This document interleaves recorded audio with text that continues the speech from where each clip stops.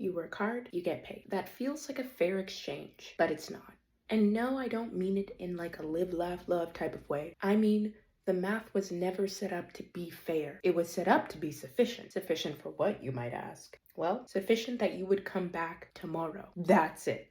That's the wage. So here's what's actually happening when your employer sets your salary. They're not calculating your worth. They are not calculating what you produce. They're calculating the minimum viable cost to keep you alive as a worker. Economists call this the reproduction of labor power, which sounds abstract, but it's not. Let's break it down like this. You show up to work tomorrow, but in order to do that, you have to have eaten. You have to have slept somewhere. You need to be able to get to work. And if you get sick, you need to be able to recover. These aren't luxuries. These are the operating costs of being a human being. And your wages cover that cost. Not generously. Not enough to have anything left over, just enough.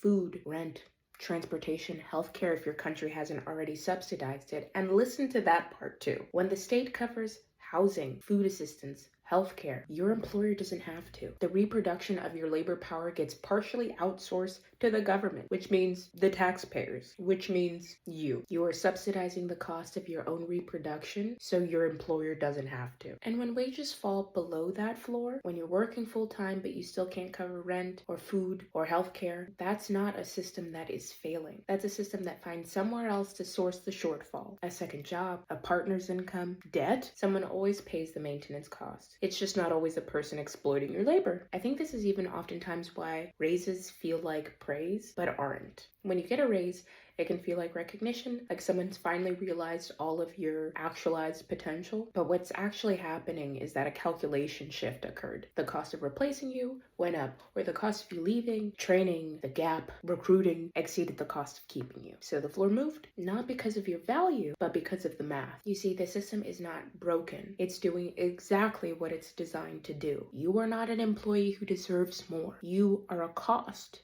that needs to be managed. And every morning you wake up and eat something, or don't, and you go back into work, you have filled your function. The machine has been serviced.